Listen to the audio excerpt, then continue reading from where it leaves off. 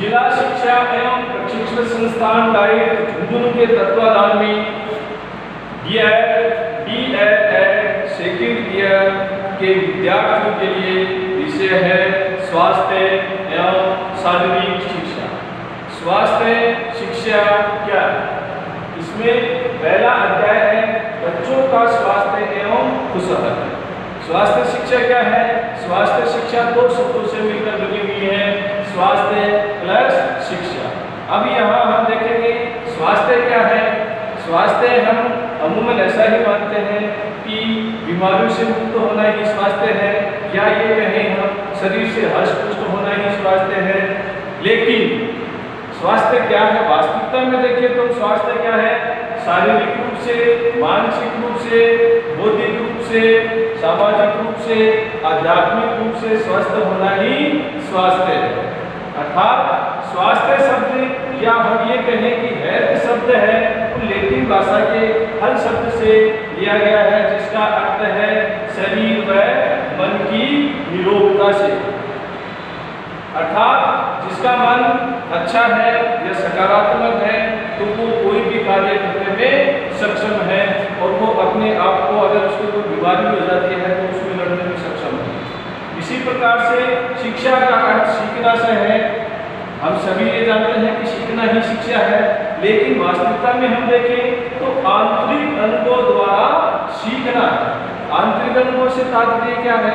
एक अबोध बालक है या छोटा बच्चा है, उसको अगर हम देखें तो किसी भी चीज़ की जानकारी नहीं होती है। अब जैसे हमारे घर में गर्म वस्तु खाना बनाते हैं, बच्चा रसोई में जाता है, गर्म वस्तु के हाथ लगाता है तो वो रोता है, उसको आभास होता है कि इसको छूने से गर्म लगेगा, और ठंडी चीज़ के हाथ लगाएगा तो उसको ठंड का आभास होगा। इस प्रकार से उसने अपने अनुभव के माध्यम से ये सीखा कि ठंडी और गर्म वस्तु है।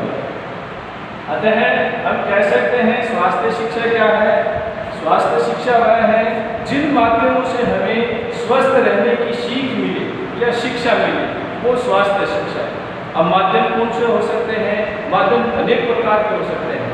आप पत्र पत्रिका ले सकते हैं, आप पोस्ट ले सकते हैं, आप टीवी के माध्यम से हैं, आप रेडियो के माध्यम से हैं, किसी बुजुर्ग द्वारा बताई गई बातें हैं, इंटरनेट के माध्यम से है, आदि के माध्यम से हमें स्वस्थ रहने की जो शिक्षा मिले वो ही क्या है? स्वास्थ्य शिक्षा है। अतः हम कह सकते हैं कि शारीरिक रूप से, मानसिक रूप से, बौद्धिक रूप से, सामाजिक रूप से और आध्यात्मिक रूप से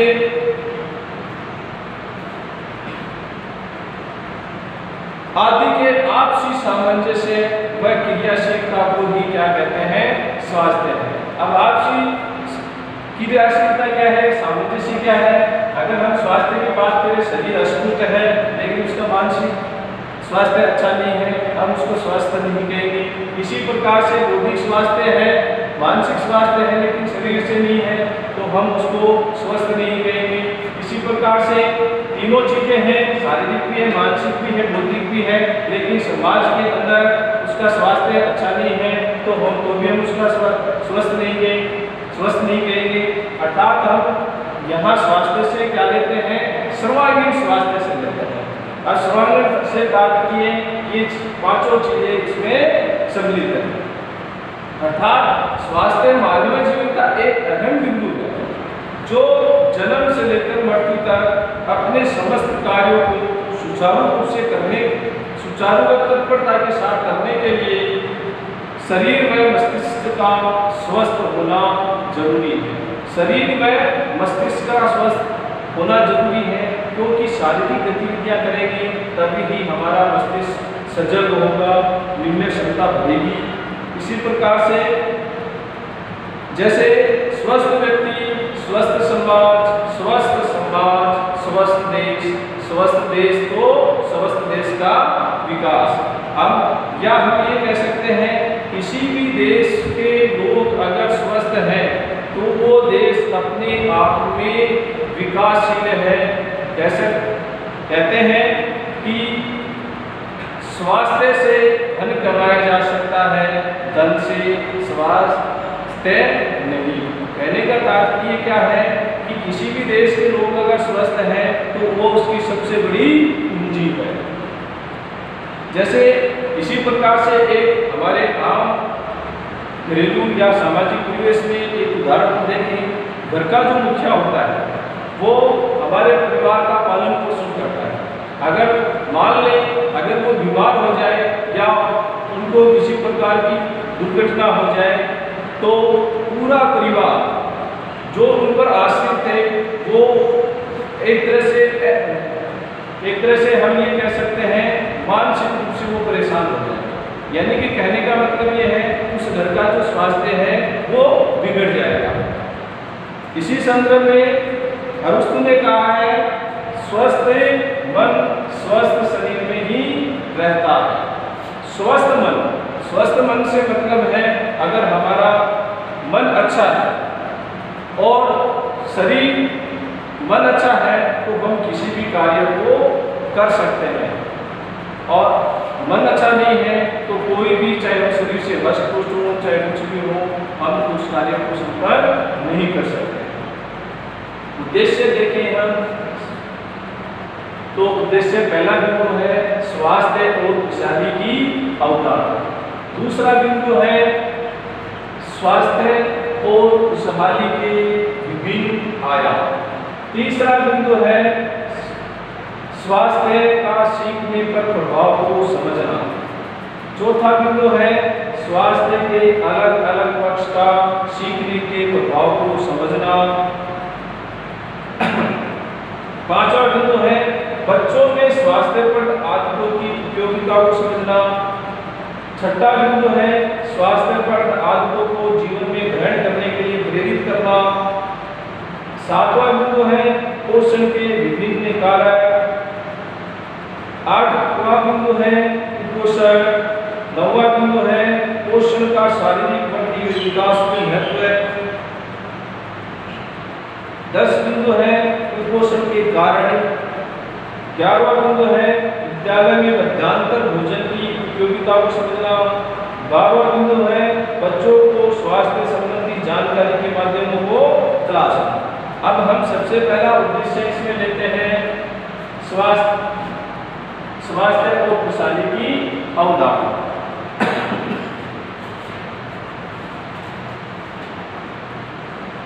एक अच्छे स्वास्थ्य से ही एक बच्चा व व्यक्ति अपने जीवन में अनेक लक्ष्यों को पूरा कर सकता है।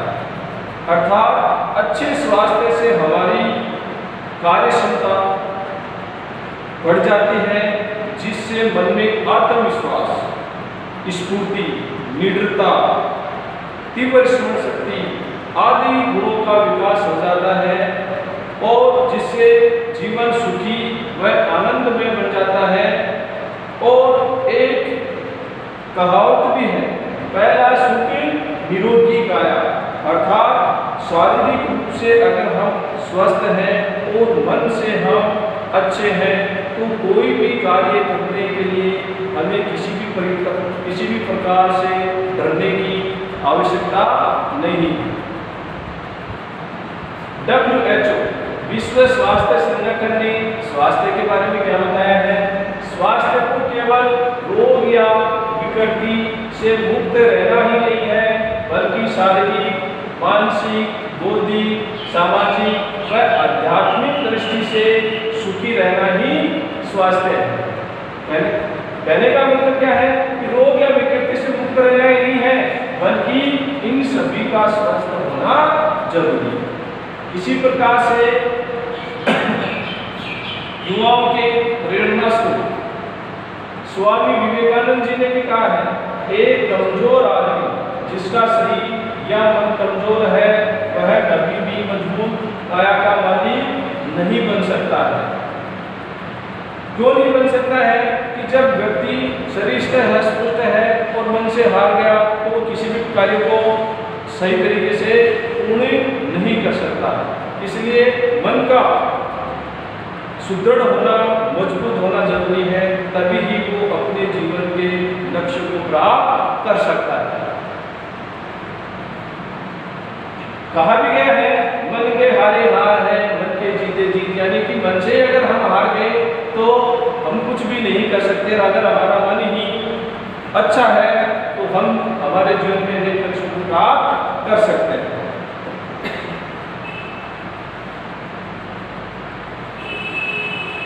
इसी संदर्भ में भारतीय पुरातन स्वास्थ्य विज्ञान आयुर्वेद में स्वास्थ्य को क्या बताया है? संतुलित क्रिया, खुशी से भरपूर अवस्था और मन व इंद्रियों के तनाव मुक्त होने से है। देखो तीन शब्द आए हैं, स्वास्थ्य को संतुलित क्रिया, यानी कि स्वास्थ्य की संतुलित क्रिया से मतलब शारीरिक से, खुशी से भरपूर यानी कि मन से खुश रहे, और मन व इंद्रियों के तनाव मुक्त होने से, यानी कि मन किसी भी प्रकार का तनाव दिमाग में नहीं रखता, मस्तिष्क में नहीं रखता, तभी ही हम क्या है? स्वस्थ माने जाएंगे। अर्थात उपरोक्त कई परिभाषाओं के आधार पर हम कह सकते हैं, या इन सब परिभाषाओं के आधार पर हम कह सकते हैं कि स्वास्थ्य वह योग्यता है जिसको व्यक्ति अपने शरीर व मन व वातावरण के साथ आपसी सामंजस्य बनाकर कार्य करता है, तो उसका जीवन सुखी एवं खुशहाल है, नहीं तो समस्याओं के कुछ भी नहीं है। जैसे वर्तमान में विश्व महामारी कोरोना जैसी बीमारी चल रही है, इस कोरोना जैसी बीमारी से बचने का सबसे सरल या एक ही उपाय है। वो उपाय क्या है? हमें घरों के अंदर रहना चाहिए। अगर हम घर के बाहर जाएंगे तो कोरोना जैसी बीमारी से ग्रसित हो सकते हैं, और अगर हम घर पे हैं तो कोरोना जैसी महामारी से भी बच सकते हैं।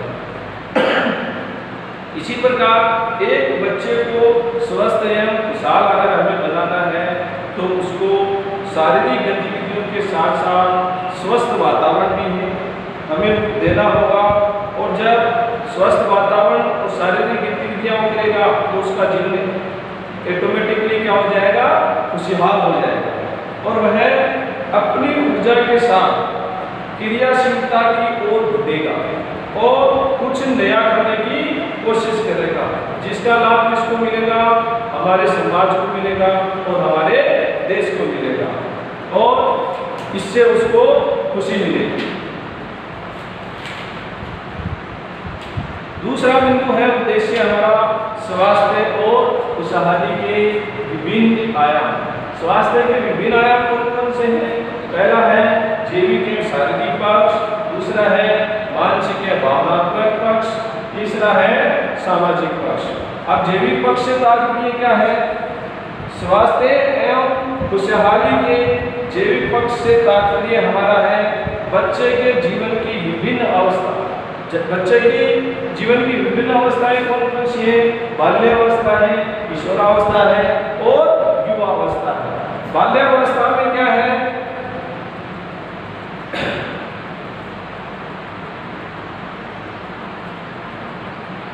इन तीनों अवस्थाओं में अगर बच्चे की शारीरिक, मानसिक, बौद्धिक आदि को हम देखें तो ये आयु के अनुसार परिवर्तित होती रहती है। अब जैसे एक ही आयु के बच्चे में अगर हम देखें तो शारीरिक रूप से अगर उसको देखें तो कोई बच्चा लंबा होगा, कोई छोटा होगा, कोई मोटा होगा, कोई पतला होगा, कोई इसी प्रकार से कोई मानसिक पक्ष के अकॉर्डिंग देखें तो बुद्धि के अनुसार उसको देखें तो कोई इंटेलिजेंट होगा, कोई कम होगा मानसिक बुद्धि के हिसाब से। अर्थात बाल्यावस्था में बच्चे में क्रियाशीलता का क्रम शुरू होता है, और किशोरावस्था में व्यक्तिगत व शारीरिक परिवर्तन देखने को मिलते हैं। व्यक्तिगत व शारीरिक परिवर्तन से क्या तात्पर्य है? व्यक्तिगत और शारीरिक परिवर्तन से तात्पर्य है जैसे दाढ़ी मूंछ का आना है, आवाज का भारीपन है, समाज की थोड़ी जानकारी रखना है, इसके अलावा अपनी मनमर्जी भी करना है, जैसे आप करते हो ना।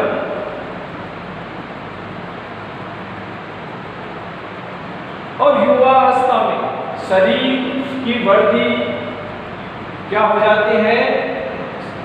शरीर की वृद्धि व विकास की गति मंद हो जाती है, और लेकिन शक्ति व गति देखने को मिलती है।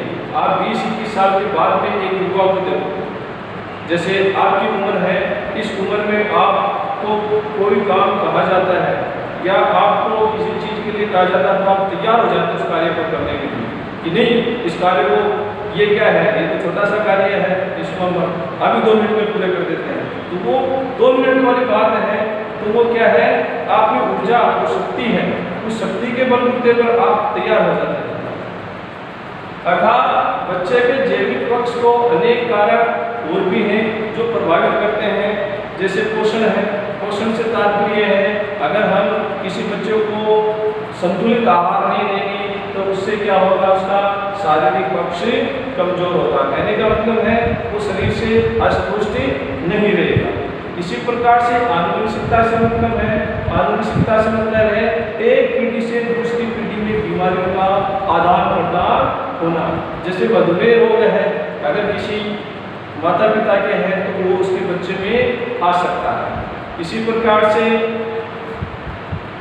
एड्स है, वो भी एक पीढ़ी से दूसरी पीढ़ी में आ सकता है। तो इनसे क्या होता है, आदि इनसे क्या होता है, बच्चे का शारीरिक पक्ष है वो कमजोर होता है। इसी प्रकार से शारीरिक गतिविधियां, आप शहर में बच्चों को देखते हो, वो शारीरिक गतिविधियां नहीं करते, खाते रहते हैं, खाते रहते हैं। खाने से क्या होता है, उनका शरीर आयु या लंबाई के अनुसार उनका ओवरवेट हो जाता है। उस ओवरवेट से क्या है, ब्लड प्रेशर जैसी बीमारियां हैं, हार्ट से संबंधित बीमारियां हैं, इनसे वो ग्रसित हो जाते हैं। इसलिए जैविक पक्ष में शारीरिक गतिविधियां भी सम्मिलित हैं। स्वास्थ्य है खुशहाली का मानसिक पक्ष, यानी कि स्वास्थ्य का दूसरा आयाम क्या है, मानसिक पक्ष है। स्वास्थ्य खुशहाली के मानसिक पक्ष को प्लेटो ने अपने शब्दों में कहा है, स्वस्थ शरीर में ही स्वस्थ मस्तिष्क निवास करता है। यानी कि अगर हम स्वस्थ हैं, शरीर से भी हैं, मानसिक रूप से भी हैं, सामाजिक रूप से हैं, तो हमारा मस्तिष्क भी क्या होगा, अच्छा होगा।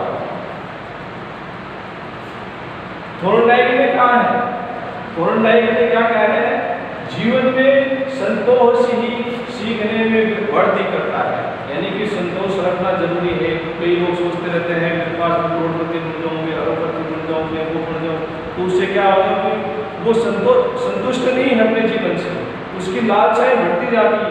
उस लालसाओं के बढ़ने से क्या होगा, वो मानसिक रूप से परेशान है। इसलिए अगर हमें स्वस्थ रहना है तो हमें हमारे जीवन में क्या करना पड़ेगा, संतोष करना पड़ेगा, और उस संतोष से ही हमारे सीखने की जो गति है उसमें वृद्धि होगी। अर्थात जब एक बच्चा शारीरिक व मानसिक गतिविधियों में भाग लेता है तो वह खुशहाल तथा संतुष्ट होगा और उसमें सजग मस्तिष्क का निर्माण होगा, और सजगता के कारण ही उसमें सीखने की जो प्रवृत्ति है वो तीव्र होगी, और बच्चे तीव्र होगी तो बच्चे के मन में विश्वास, आत्मविश्वास बढ़ेगा, और जब आत्मविश्वास बढ़ेगा तो वह अपनी आत्मनिर्भरता के साथ निर्णय क्षमता का अच्छा प्रदर्शन करेगा। लेकिन अगर बच्चे का मानसिकता अस्थिर है, मुझे भी कोशिश करना, अगर बच्चे की मानसिकता अस्थिर है तो उसका मन असंतुलित हो जाएगा। यानी कि जैसे भाग्यों के बाद में हम देखें तो हमारे सामने हमारे कैरियर से संबंधित चीज आती है कि मेरे को क्या करना चाहिए, कॉलेज करूं या कोई ITI करूं या कोई और किसी प्रकार का कोर्स करूं, जीवन कौशल से संबंधित कोई चीज़ करूं, तो यानी कि वो असमंजस में हो जाता है। तो असमंजस होने से ही वो अपने साल को खराब कर देता है और उसका नतीजा आगे चलकर उसको भुगतना पड़ता है। जिससे क्या होगा, उसमें चिंता, डर, भय, असमानता की भावना और नकारात्मक जैसे गुणों का विकास होता है। जैसे अगर हम बात करें प्राचीन काल के अंदर आज से 40-50 साल की बात ले लेते हैं, तो हमारा जो परिवार होता था वो क्या होता था, संयुक्त परिवार। और संयुक्त परिवार में वो एक ही सीधा साधा बंदा रखते थे, सादा जीवन, उच्च विचार के साथ में अपना जीवन यापन करते थे, जिससे वो सभी परिवार के लोग थे वो आपस में खुश रहते थे।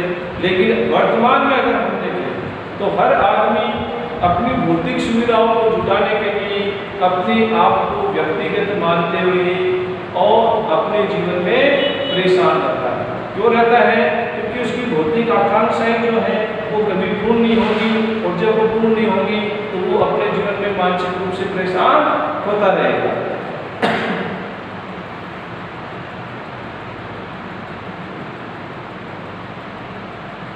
एक अन्य उदाहरण के रूप में अगर हम देखें, गौर करना, आजकल बहुत ज्यादा ऐसा हो रहा है, आए दिन आप अखबार में पढ़ते हैं, नाबालिग बच्चियों के साथ में ज्यादती, शोषण, अपहरण, इस प्रकार की जो घटनाएं घटती हैं वो क्या है, वो एक मानसिक पक्ष को इंगित करती है, क्योंकि उन लोगों का मानसिक विकास पूरा नहीं हुआ और उस मानसिक विकास पूर्ण न होने की वजह से वो इस प्रकार की घटनाओं को अंजाम देते हैं।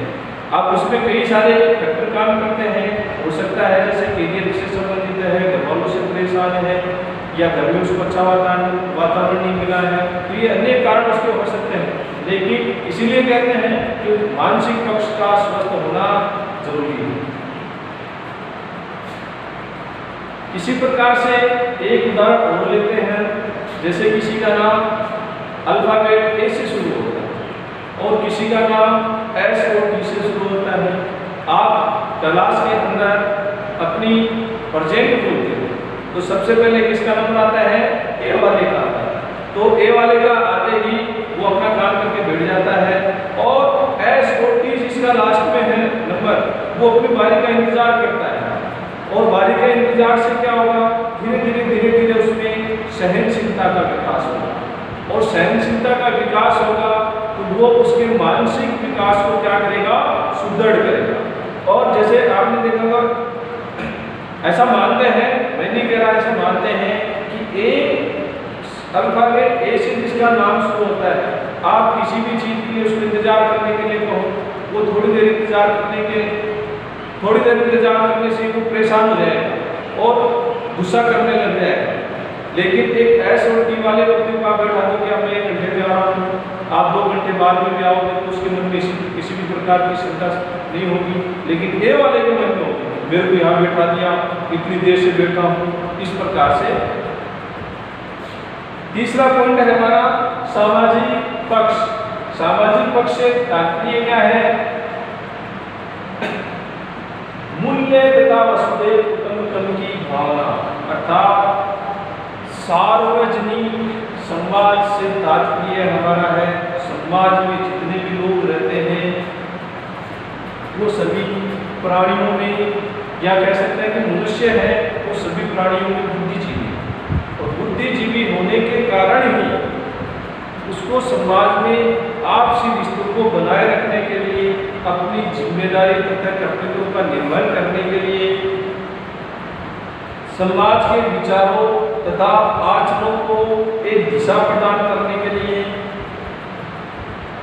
वातावरण व प्रकृति को स्वस्थ बनाने का प्रयास करने के लिए, इन सभी की इससे उम्मीद की जाती है, व्यक्ति पर उम्मीद की जाती है, और व्यक्ति के माध्यम से ही सामाजिक पक्ष को मजबूत किया जा सकता है।